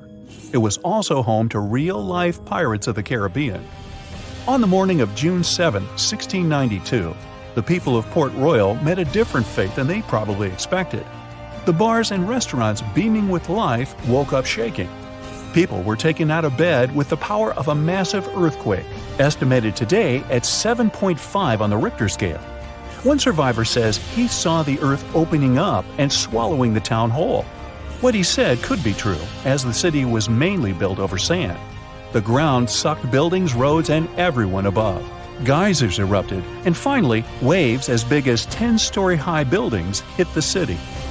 About 33 acres of the city disappeared underwater, and amazingly, most of its 17th century remains lie in good condition under 40 feet of water. In the ruins, archaeologists have found taverns, storage rooms, kitchens, and recreational buildings used for diverse purposes. You can see a grand lion statue, a submerged bridge, and many picturesque arches. Now, do you fancy a trip to India? Just outside its coast lies another sunken marvel. A site known as the Lost City of Cambay is located on the Gulf of a similar name. It remained hidden until 2001, when the National Institute of Ocean Technology did a routine water assessment. With sonar technology, which sends a wave of sound to the bottom of the sea, they found something far beneath the surface. Images showed well-defined geometric shapes spread along a 5-mile stretch. The remains found dated to more than 9,500 years ago, meaning that this civilization was lost at around the end of the Ice Age. Debris recovered from the site included construction material, pottery, beads, sculptures, and even bones. Scientists argue whether these artifacts are indeed from the site, but if they truly are, then the lost city of Cambay would be the oldest civilization in the world. For years, the world's most valuable shipwreck was just a legend, until now. It has finally been found, and among the wreckage was a real treasure worth $1.1 billion. To understand this better, we need to go back to 1622. That year, the mighty Spanish galleon Nuestra Señora de Atocha set sail from Havana, packed with riches belonging both to King Philip IV of Spain and to the wealthy members of the crew. We're talking about gold, silver, copper, and emeralds from Colombia, Peru, Mexico, and Venezuela. The cargo was so large, totaling more than 40 tons, and so vast that it took 2 months to transport it to the ship. The ship was also packed with people. There were 265 people on board. At first, everything went well, but then came the Florida Straits and trouble. The crew found themselves lost in the night that was not only cold, but also stormy. And before long, they were facing a powerful hurricane. The wind tore the masts apart, giant waves destroyed the rudder, and soon the Atocha was sinking toward the darkness of the seabed. The disaster that night meant a huge loss of wealth for King Philip IV, but even worse was the loss of life. Of the original 265 crew members, only 5 survived. They managed to climb up the mizzen of the ship, the only part that remained above water. With all that treasure gone, the Spanish were quick to spring into action and devised a salvage operation. 5 ships were sent to recover the cargo. The plan seemed simple and easy. After all, the hatches were securely locked, so the treasure could still be there. But almost immediately, things went wrong. For example, one of the 5 ships ran aground before it could even begin its journey. In the end, the search dragged on for 60 years, and many factors contributed to the mission's failure. That may not seem so bad today, but back then, divers didn't have the technology or safety equipment that we have today. Exploring the seabed was risky, and more often than not, it led nowhere. While searching for the Atocha, the rescuers found traces of another vessel, the Santa Margarita, the Atocha's sister ship. Another hurricane passed through the region a month after the sinking. The seabed became a jigsaw puzzle with pieces of the ship scattered everywhere. The rescue mission became almost impossible. Over time, the Spanish managed to recover part of the Santa Margarita's cargo, but Atocha's treasure seemed lost forever. Even so, no one forgot that story. Then in 1969, more than 300 years after the sinking, everything began to change. An experienced deep-sea diver, Mel Fisher, stepped in and decided to rewrite history. Mel had already spent a big part of his life at the bottom of the sea. He and his wife even ran a diving school in California. So, Mel gathered his family and moved to the other side of the country. He led a new team of hunters whose mission was clear: to find the lost treasure of the legendary Atocha. They had little more than a boat, some diving equipment, and metal detectors, but that was enough to get them started. They focused on a region called the Matacumbe Keys, mentioned in several 17th century documents. In the first year, they traveled more than 100,000 miles but found absolutely nothing. It seemed like an impossible dream. But Mel still had a card up his sleeve. Eugene Lyon, a historian who would change the course of the search. Eugene delved into the Spanish archives in search of clues about the shipwreck. It was there that he found an important document that mentioned a group of people trying to save it. On the last page, it was mentioned that an area 100 miles from where Mel was searching had been the scene of the main exploration. This little piece of information was the needle in the haystack they needed. They rerouted the ship and soon arrived at the new location. But there was a challenge. That part of the ocean was deeper and the visibility there was almost zero. It was difficult to see your own hands. However, Mel knew how to deal with the adversities of diving and came up with a simple and brilliant solution. He installed 2 large tubes on the boat called letterboxes. Those tubes could be lowered in front of the propellers. The idea was ingenious. They sucked clean water from the surface and directed it to the bottom of the sea, exactly where the divers were. This technique not only cleared the murky water, but also helped to reveal objects that had been hidden for centuries. And still, the search took 16 years. During that time, Fisher found many lost items. Then, in 1971, they discovered a huge anchor. This was the first clue that they were close to finding the Atocha. In the following days, more objects appeared. Cups, swords, and ancient nails turned up. To keep everything organized, the team created a circular map. On it, they marked the exact location of each item they found. They also used radio transmitters on land and a receiver on the boat, which allowed them to know precisely where they were. The system was so efficient that it could measure the position with a margin of error of just 1 foot. Over time, a line began to form on the map, pointing to where the Atocha's main treasure might be hidden. They followed this trail for 2 years. Just when they were starting to lose hope, they found silver bars. It was the year 1973. This opened the door to much bigger discoveries. The silver alone was worth over $100,000, but the real treasure was yet to come. On July 20th, 1985, valuables that would be worth around $1.1 billion today were finally discovered in the main hull of the ship. The treasure included 180,000 silver coins, 24 tons of silver bars, 125 gold bars, a collection of pearls, and 66 pounds of emeralds. Some of these finds were priceless, not only because they were rare, but because of their history. The Atocha cross, the royal orb, and the Atocha ring, 3 royal artifacts, were found in near-perfect condition. The Atocha cross was the most valuable of all the artifacts. It had 9 brilliant green emeralds set in 22-karat gold. A true treasure from the past, shining once again after centuries underwater. Soon after the discovery, the state of Florida thought, wait a second, we want a piece of that treasure. They went to court, demanding a whopping 25% of the value. A bitter legal battle ensued, and it lasted 8 years. It even went all the way to the Supreme Court. But in the end, treasure hunter Mel emerged victorious. He was even invited to The Tonight Show, showing off a massive gold chain found in the wreckage, wrapped around his waist like a belt. People called it the money chain, and for good reason. The find was so big that the wreck was declared the world's most valuable by the Guinness Book of Records in 2014. After the initial excitement, Mel sold some of the gems, but the bulk of the treasure remained in the family for a while. What was left was auctioned off. No one knows exactly how much the jewels were sold for, but one thing is for sure. Their value has skyrocketed over the years, and it's not just about the sparkle, it's about the legend that lives behind them.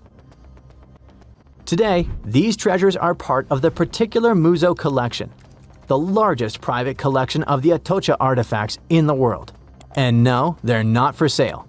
But the good news is that you can still see them. They're on display, shining brightly in homage to Colombia's rich history and the famous mine from which they came. The people behind them say that these emeralds are as iconic as the rubies of Mogok or the sapphires of Kashmir. And honestly, they're right. Imagine you're surfing a perfect wave, and then it suddenly freezes. Well, it sure sounds creepy, but couldn't possibly happen in real life, right? Wrong. You can see mind-blowing frozen waves in Antarctica. These waves occur when the ice gets compressed, and the ever-increasing pressure squeezes the air bubbles out. As for the beautiful blue color, it's the result of ice melting and refreezing. When the summer begins, an ordinary-looking river in Colombia transforms into a liquid rainbow. Caño Cristales, also known as the most beautiful river in the world, sparkles in 5 colors: red, black, green, blue, and yellow. It only looks like this for 6 months of the year because the aquatic plant that gives it the bright hues needs the right water level and amount of sunshine to use its magic. Australia is home to a unique horizontal waterfall on the coast of the Kimberley region. It's really just a fast tidal flow moving through 2 narrow aligned rocks. The tides can rise 30 feet. The falls reverse whenever the tide changes. Also down under is the biggest single rock in the world. It's so big that it even looks like a large hill. It has a circumference of 6 miles and is 1,150 feet high. The edges are eroded since the rock has been around forever.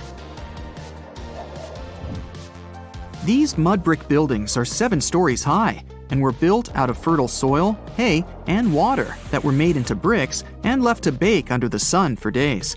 The ground floors were used for keeping livestock and grains, and the upper levels were places for socializing and catching good views.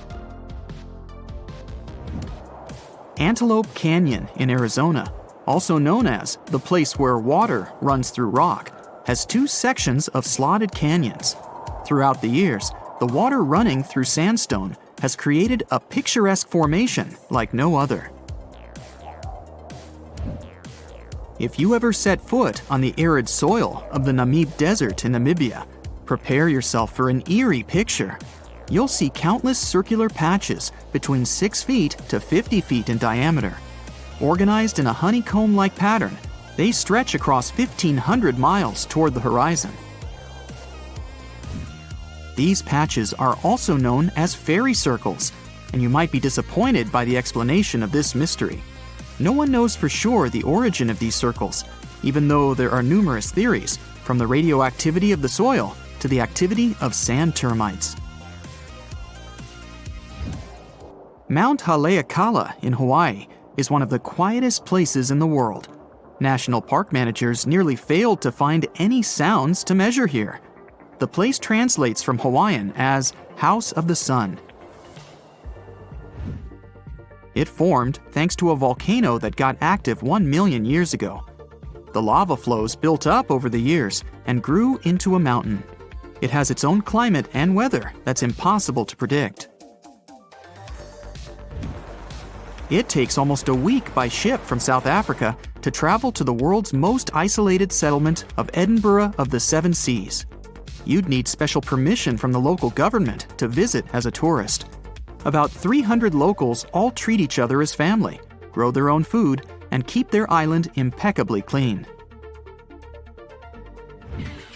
Daintree Forest in Australia is the oldest rainforest in the world.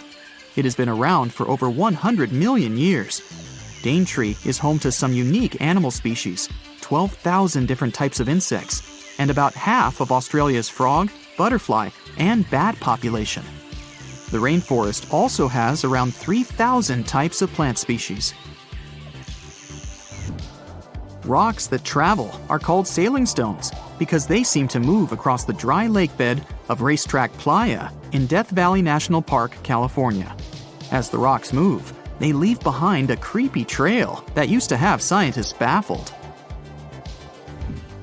After all, some of the boulders weigh more than 660 pounds. On top of that, some of the trails are curved, while others are mostly straight, with unexpected turns to the right or the left. But eventually, NASA experts cracked the mystery in 2006. It turns out that in winter, the lake fills with water, covering the boulders at the bottom in ice. And since ice is pretty buoyant, underwater movements and winds make the stones move across the lake bed. In their wake, they leave bizarre tracks, only seen when the water evaporates in the summer.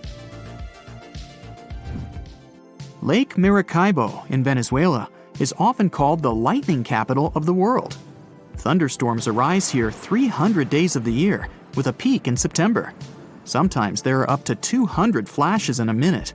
It happens because cool air coming from the surrounding Andes meets with warm air from the Caribbean Sea and generates electricity.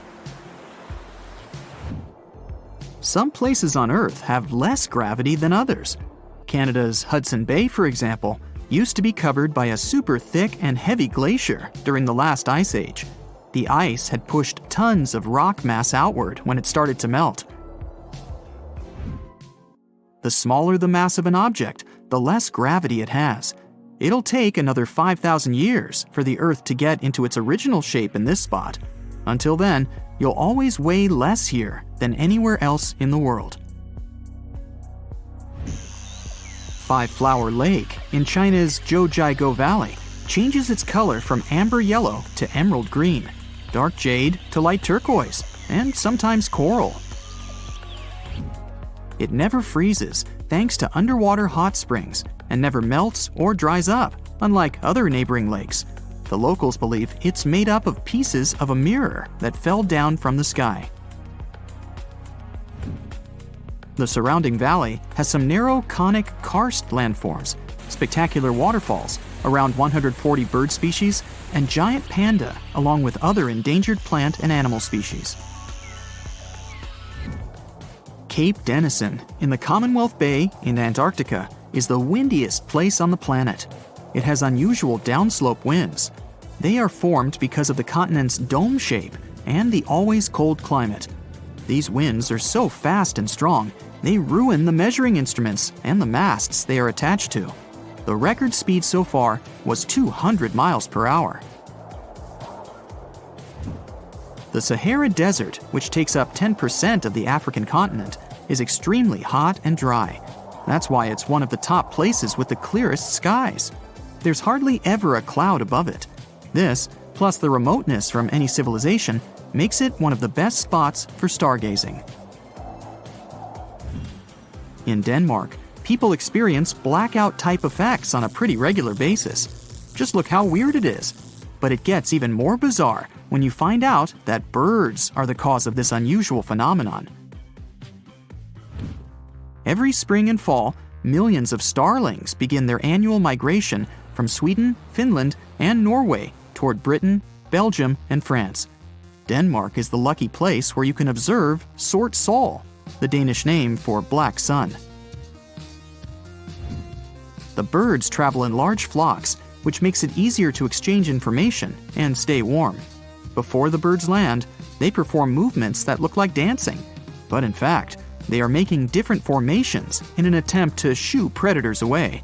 And although the birds fly in highly synchronized patterns, people think that the huge flock changes its shape chaotically. The dark sun lasts only 20 minutes during sunset, and you have to be either fast or lucky to see this phenomenon. The secret of the cotton candy color of Pink Sand Beach in Barbuda is the crushed corals on it and tiny single-celled red organisms living beneath them. You can see that famous shade when the waves are strong enough to wash that mix ashore. The secret of impeccable cleanliness of this place is that it has no public facilities and is less crowded than other Caribbean islands.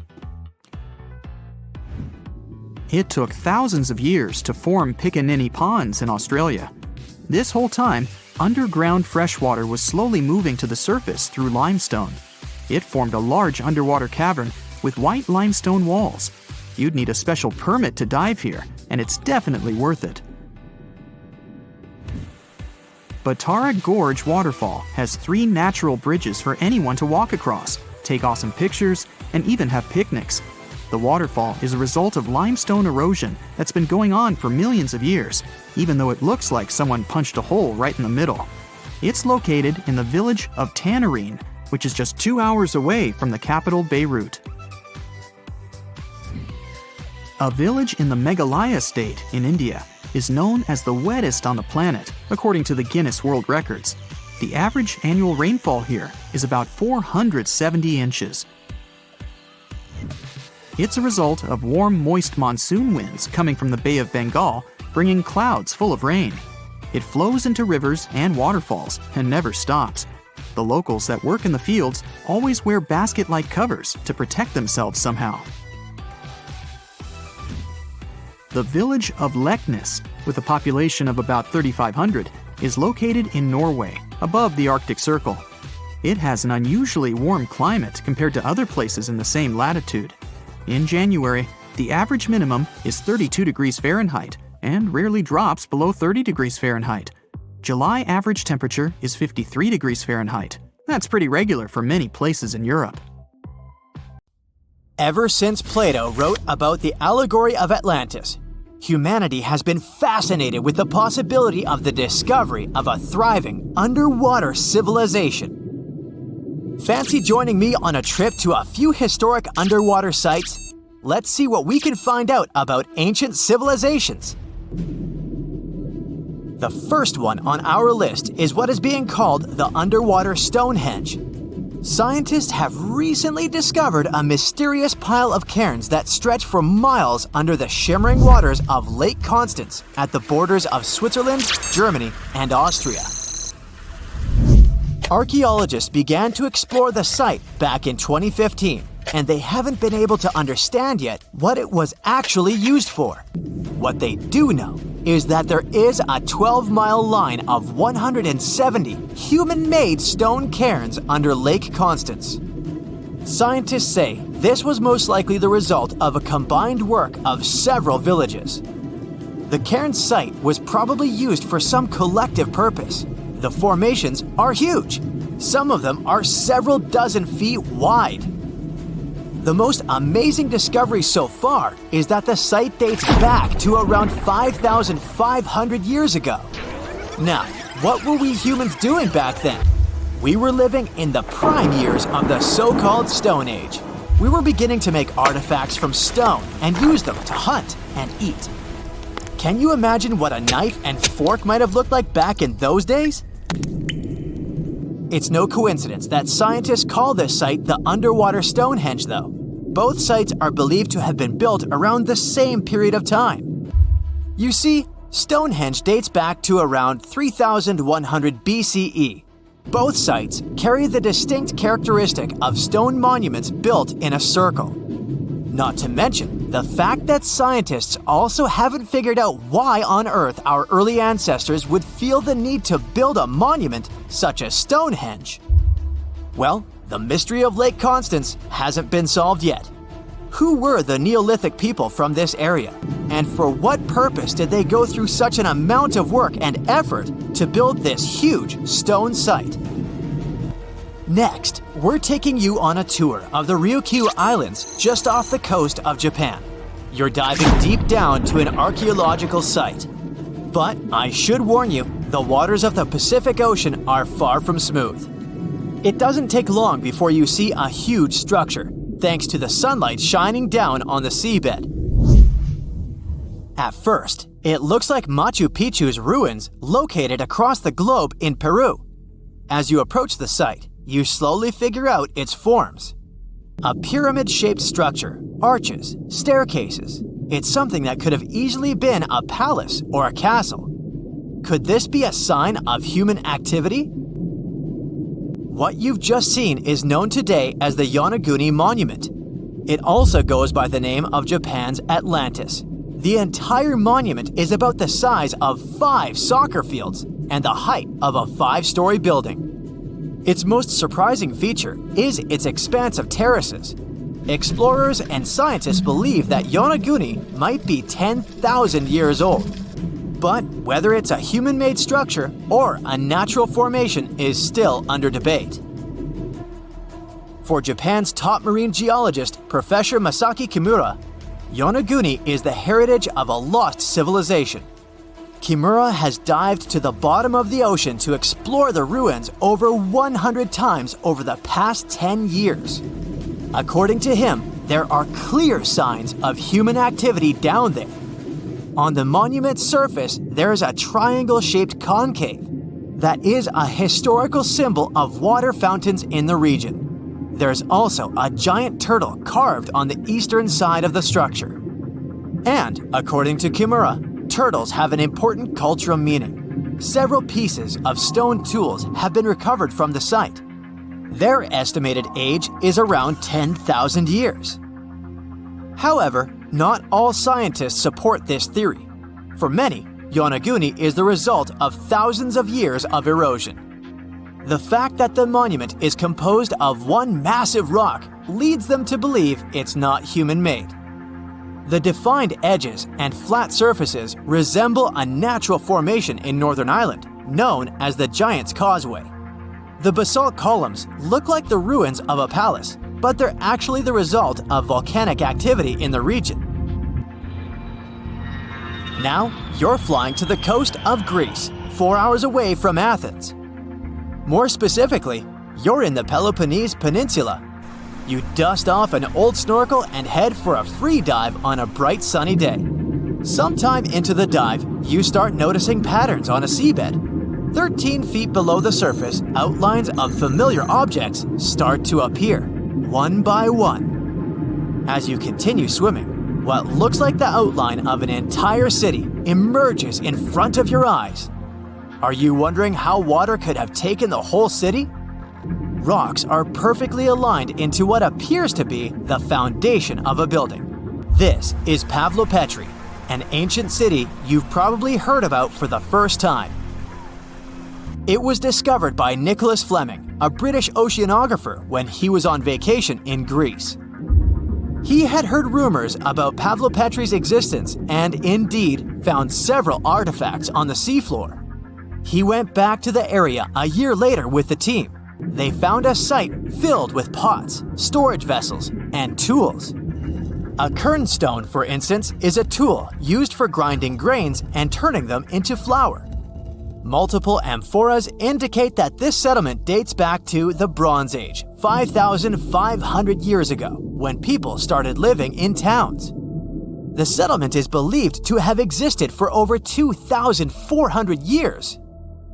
Today, Pavlopetri is considered the oldest submerged town ever discovered. And what's impressive is that it wasn't a simple village. It was a vibrant port city with stone buildings, a marketplace, streets, and even squares. The next stop on our voyage is one of today's most famous underwater cities that has been turned into an archaeological park. The city of Port Royal in Jamaica exists only below the surface, but in 1692 it was one of the wealthiest cities in the Western Hemisphere. Port Royal was the center of the British Empire at the time and an important trade city that attracted people from all over the region. It was also home to real-life pirates of the Caribbean. On the morning of June 7, 1692, the people of Port Royal met a different fate than they had probably expected. The city woke up shaking. People were thrown out of their beds by the power of a massive earthquake, ranking 7.5 on a Richter scale. One survivor said he had seen Earth opening up and swallowing the whole town. What he said could be true, as the city was mainly built on sand. The ground swallowed buildings, roads, you name it. Geysers erupted, and finally, waves as big as 10-story buildings hit the city. About 33 acres of the city disappeared under the water. Amazingly, most of its 17th century remains are still in good condition under 40 feet of water. Archaeologists have found taverns, storage rooms, kitchens, and recreational buildings used for diverse purposes. You can also see a grand lion statue, a submerged bridge, and many picturesque arches. Of course, I saved the best for last: India. Just off its coast lies another sunken marvel. A site known as the Lost City of Cambay is located in the Gulf with a similar name. It remained undiscovered until 2001, when the National Institute of Ocean Technology made a routine water assessment. With the help of sonar technology, which sends a wave sound to the bottom of the sea, they found something far beneath the surface. Images showed well-defined geometric shapes spread along a 5-mile stretch. The remains date to more than 9,500 years ago, meaning this civilization was lost at around the end of the Ice Age. Debris recovered from the site included construction material, pottery, beads, sculptures, and even bones.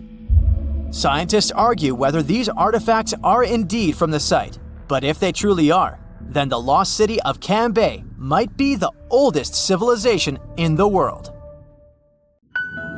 Being afraid of the ocean is a very understandable fear. We have it in our genes. In the past, humans had to avoid certain dangerous situations, like big animals and deep bodies of water, in order to survive. Plus, we've only explored 5% of the oceans, so we never know what we can stumble upon there. In regular conditions, GoPro is just a camera.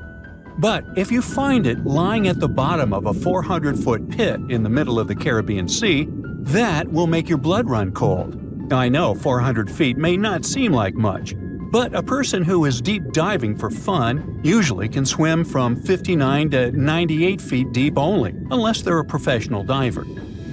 But say you made it to that pit and retrieved that GoPro. That would have still been fatal to you.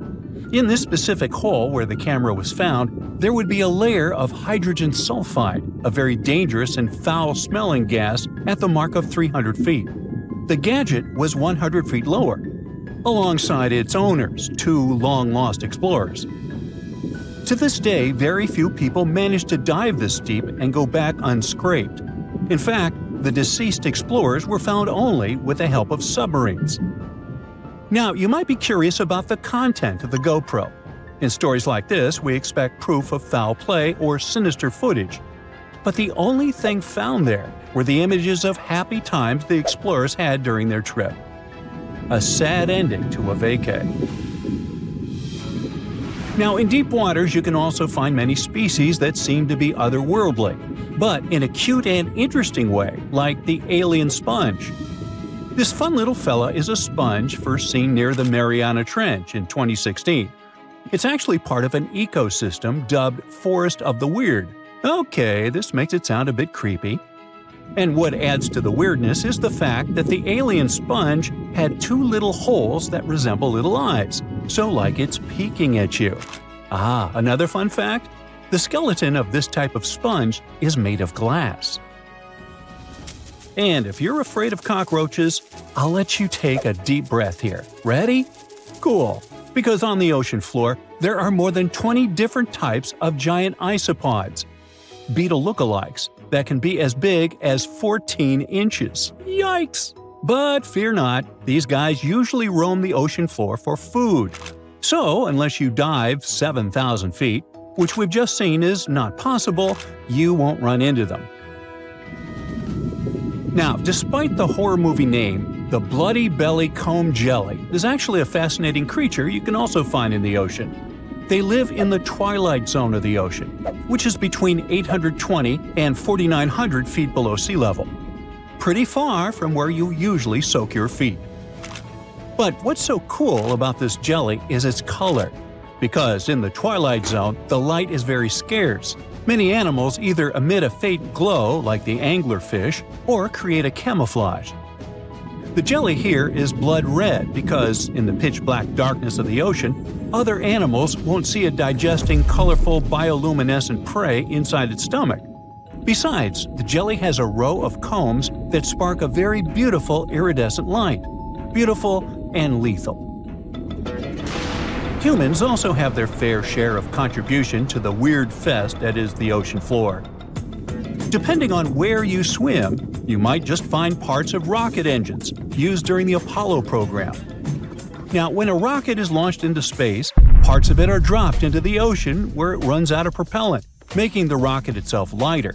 And a part of the Apollo 11 rocket engine, yes, that one that first took humans to land on the moon, was actually recovered from the ocean after more than 4 decades. And you can see it at the Museum of Flight in Seattle. Not a space fan? Well, there's something for the Oregon Trail lovers too. There are 2 locomotives living their best lives, or worst, depending on your point of view, just off the coast of New Jersey. They're from the 1850s and are sitting under 90 feet of water. They probably fell off of a transportation ship during a rough storm, or were intentionally pushed over the barge so that the ship didn't sink. Most of these things can only be seen while diving, but worry not. Even if you have a lingering fear of the deep ocean, you can still find weird things by simply walking on the beach. Look at these bizarre Garfield landline phones washed away in Brittany, France. The French have been having bizarre encounters with the sarcastic orange cat since the 80s, and it took about 30 years for French farmer René Morvan to come forward with a simple explanation. A shipping container with Garfield merchandise got stranded in the sea, only to find its final resting place in a sea cave. We bet Brittany locals are still haunted by the creepy smile of that landline phone. And just like a storm uncovered the Garfield secret stash, it also moved a few ships that sank more than 600 years ago. But this is not a simple Titanic story. It actually sounds more like Pirates of the Caribbean, because when the storm moved those old ships, authorities from Caesarea found 2,000 gold coins, some silver and bronze coins, gemstones, and rings. It was a bigger treasure than a dragon could hoard. But don't get your hopes up. Even though most of the underwater archaeological zones in this region are open to divers, these treasures are safely tucked away in a museum. Speaking of pirates, and I was, another weird thing you can find chillin' in the ocean is the pirate city of Port Royal, Jamaica. In 1692, the city was devastated by an earthquake, followed by a tsunami. A really bad twofer. But the good news is, you can still visit it today, well, scuba diving, that is. This is actually not the only sunken city in the world. There's also Thonis Heracleion in Egypt, which is not at the bottom of the sea per se, but at the mouth of the Nile River. There's also Baiae, a Roman town built atop a supervolcano. Now, you might be thinking Baiae had the same fate as Pompeii, but guess what? The floor actually sank and the town went down with it. So, have you ever heard of underwater crop circles? Back in 1995, divers in Japan spotted perfectly round circles formed in the sand. They were 6 feet in diameter and looked like those crop circles from sci-fi movies. Scientists simply couldn't figure out what or who did it until they caught the culprit red-handed, a tiny male pufferfish only 4 inches long. This little guy uses its body and fins to draw circles and squiggles and decorates his creation with seashells and corals. It takes the fish about a week to do so. All this hard work is part of a mating ritual, and if a female pufferfish likes the art, she will lay her eggs there, right in the center. The circular design of the underwater crop circle actually channels fresh water to the middle of the circle, the ideal scenario for the eggs to develop. And guess what? After she lays the eggs, the female pufferfish leaves, and it's the male that tends the eggs. But just in case fishes are not your thing, we can also offer you a cargo of rubber duckies, turtles, beavers, and frogs, 28,000 of them to be exact. These bath toys were traveling from China to the US, but much like our friend Garfield, were caught in a storm in 1992. From the North Pacific, our friendly duckies and beavers made their way to the UK by 2007. But some were bolder and traveled to Australia, Indonesia, Chile, Hawaii, and even Alaska. Now, have you ever seen a strange thing washed up by the beach? Let us know in the comments. Bye. They say nothing is ever lost, and it's true. Let's discover ships frozen in time. The first one is truly fascinating. Here, the Antikythera shipwreck. It's a Greek trading ship from the 1st century BCE. It's located on the east side of the Greek island of Antikythera and at the merging point of the Aegean and Mediterranean seas. Around 2,000 years later, in 1900, a group of Greek sponge divers discovered the wreck. They were going to Tunisia, yet they were forced to find shelter from a storm on a nearby island. Since they couldn't go anywhere due to the storm, they decided to look for sponges until the weather got calmer. One of the divers discovered the shipwreck at depths of around 130 feet. Imagine someone going for a sponge hunt, but getting out to the surface with archaeological treasures. The captain of the sponge boat talked to the Greek officials about what they had found. The officials sent 2 ships to the wreckage. The salvage operation was successful, and discoveries are now in Greece's National Archaeological Museum in Athens. The findings included 3 life-sized marble horses, jewelry, coins, and hundreds of works of art, including a 7-foot-tall Colossus statue of Hercules. Among these treasures, Antikythera ephebe, a bronze statue of a young man, caught more attention. Because the ephebe doesn't comply with any familiar iconographic model, and there are no known copies of his type, he held a spherical object in his hand. Scholars have different theories of who that person could be, but they are not in a consensus yet. More than 70 years later, Jacques-Yves Cousteau and his team went to the area and recovered hundreds more artifacts and the remains of 4 people. Interestingly, they discovered a complex set of interlocking gears, capable of predicting the movement of the sun, moon, and several planets. The mechanism can also show the times of solar and lunar eclipses years into the future.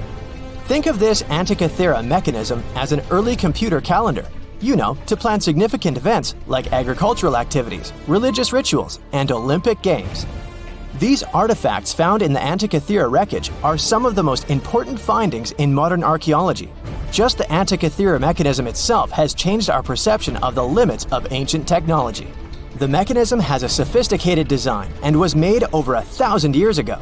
After all these amazing discoveries, experts believe that the wreckage site has remained largely unexplored, and is mostly because of its location and the landscape of the seafloor on which the ship rests.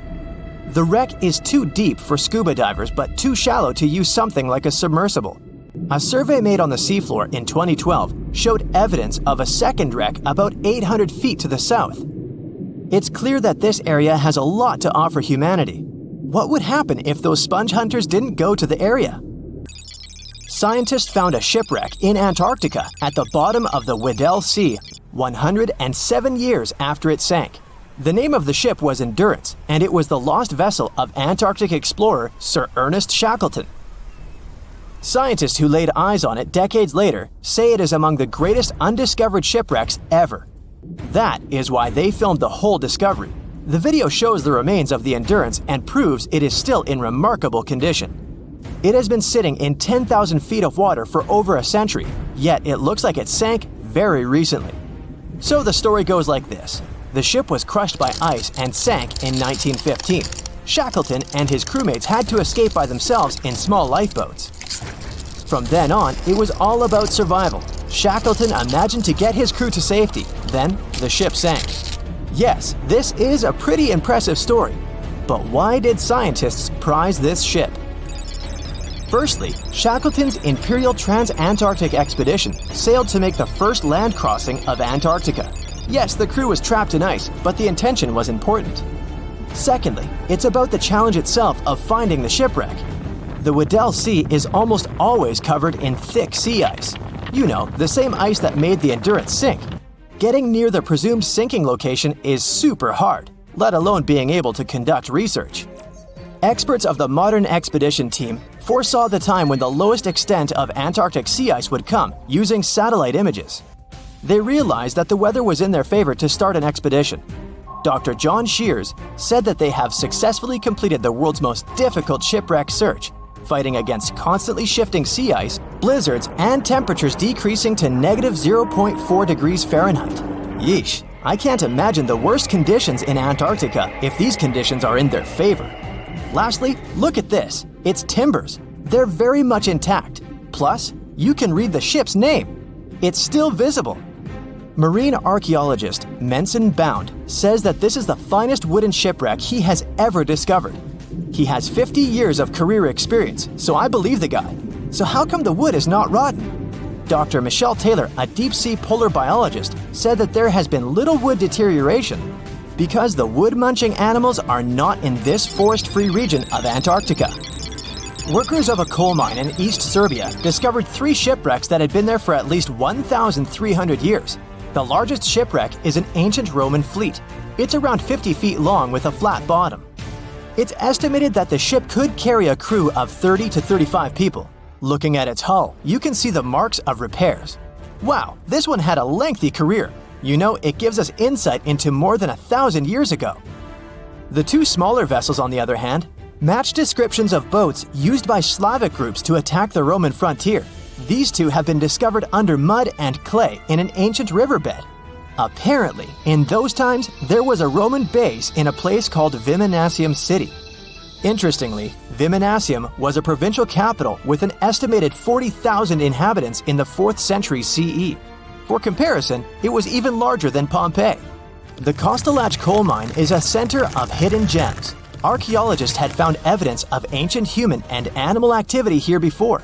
For instance, in 2012, experts found bones of at least 5 woolly mammoths, which went extinct about 10,000 years ago. Canadian archaeologists found a ship 150 years after it went missing in the Canadian Arctic waters. This merchant ship is called HMS Investigator. It was purchased in 1848 to search for the explorer Sir John Franklin's ship that got lost in the Northwest Passage expedition. So, HMS Investigator left Britain in 1850 for this rescue operation.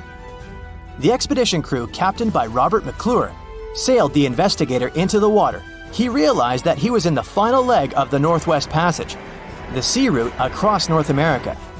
But before he could sail into the Beaufort Sea, the 122-ton ship itself got stuck in the thick ice.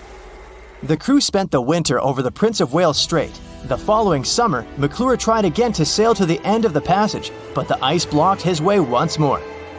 Here, too, the crew was forced to leave the ship. He steered the crew into the Bay of Mercy. There, they were to remain until 1853 when the crew of the HMS Resolute rescued them. Imagine a crew of 60 people who had to spend 3 winters in the Arctic without even knowing if they would survive. Later on, the ship was found sitting upright in about 36 feet of water. It was in very good condition. Arctic water has prevented the outer deck of the vessel from deteriorating quickly. The outline of the ship and its timber can be clearly seen. Plus, archaeologists have uncovered artifacts on land left by the sailors. They had unloaded everything before abandoning the Investigator. 3 sailor graves and 1 British naval shipwreck had also been discovered in the area. I wonder what else they could find there. Wow, it's the only place where 1 minute you're learning 17 natural ways how to get rid of houseflies, and the next, you're taking an epic journey straight into a black hole. More than 10 billion, with a B, views in total. That's 47 billion minutes watched, or more than 70,000 years. That's all the way back to the Ice Age. No, I wasn't around then. 40,000 videos, hundreds of topics, and most importantly you, a whole 44 million of you. Our viewers. We could populate an entire country if we wanted to. We'd like to continue helping you learn and giving you useful skill improvement tips. Got a thirst for knowledge? We've prepared 4 masterclasses on creating a 2D character animation from scratch, 10 hours of video lessons, practical tasks using professional software, and additional materials that you can use with your own projects.